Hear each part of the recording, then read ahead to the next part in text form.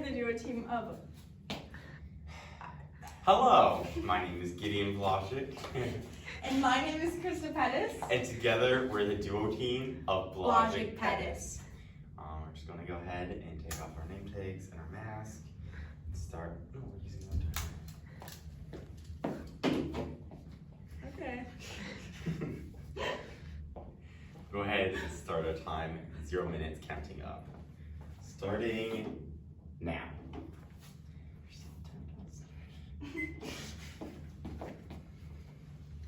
BTV Revenge. By Sam Siri. Good evening, citizen. It is I, Wombat Man! Tell me, why did you model your secret identity after the wombat? They're the most terrifying of all rodents. Really? You don't think they're kind of cute? Cute? Short, stubby ears, itty-bitty paws, and soft, fluffy fur. Your idea of cute? Yes. Never mind. You came here to talk about revenge, not how terrifying wombats are. I've dealt with many supervillains bent on revenge, and I can tell you this. Kids, revenge is always bad. Don't do it. Can you elaborate? I usually don't have to. Anyway, our show today is about revenge and if it's actually a bad thing. And now BTV presents the Count of the Monte Cristo. A long time ago, there was a happy kingdom, and everyone in that kingdom loved sandwiches. In that kingdom lived a happy sandwich maker who ran a happy sandwich shop. Grilled cheese on rye, no crust. Thanks for coming to Edmund's Sandwich Emporium. His name was Edmund Dante, and he was happy making sandwiches. He was also happy because he was engaged to marry the love of his life, Mercedes. Ding-a-ling. Hello, Edmund. Mercedes, you are like no other. Check this out. I've been working on this sandwich recipe for years. I call it ham and cheese. Is that all? So far, but it still needs something. Oh, Edmund, we'll figure it out together. We're going to be so happy. Unfortunately, in another part of the kingdom, Ferdinand of Ferdinand's Fabulous Falafels had become jealous of Edmund's happiness. How I loathe that Edmund Dante. Everyone likes his sandwiches more than mine. One day, the king said, Edmund, I want you to come to my palace to be my royal sandwich maker. You will make sandwiches for me and have wealth and riches beyond your wildest dreams.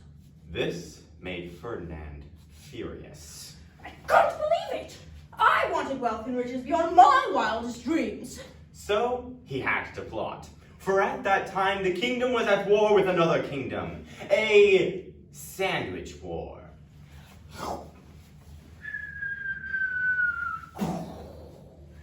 More violence along the front as enemy troops cross the border and seize precious supplies of ammunition and mayonnaise. And as the ambassador of the enemy kingdom met with the king, Look, Your Majesty, you can't win this war. Just tell me the recipe to tuna on toast. Our spies already know about the toast. It's only a matter of time before we figure out the rest. We will never give up our nation's most cherished recipe. Ferdinand saw his opportunity. As the enemy ambassador was leaving the castle, Hey, you! Ah! Who? Me? Yeah, you! You want the secret recipe to tuna on toast? Didn't you hear the last scene? Yes, I want it. Well, here it is. The secret ingredient is tuna? Oh, I never would have figured that out.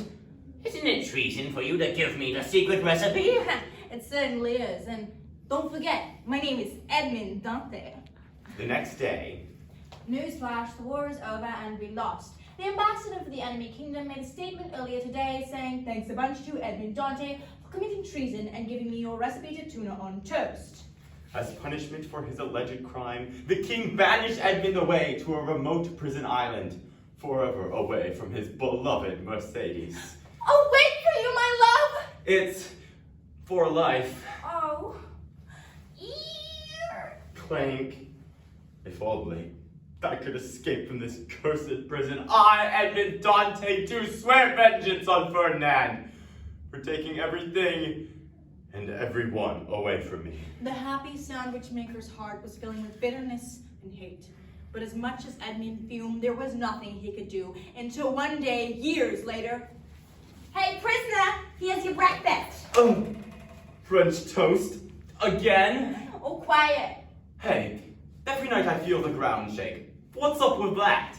It could be because this island prison is built on an active volcano, but I wouldn't worry about that. Uh-oh, the volcano erupted, catapulting the entire prison into the air. Edmund was hurled into the stormy sea. He grabbed onto the only thing he could find to stay afloat. The French toast! Meanwhile, back at the kingdom, this just in, the island prison Chateau Big Dip was completely and utterly destroyed when the volcano erupted. There were no survivors. My poor Edmund! Mercedes mourned for years. Quite a few other very fascinating things happened, but we're short on time. So let's jump ahead to one stormy night. Who is it?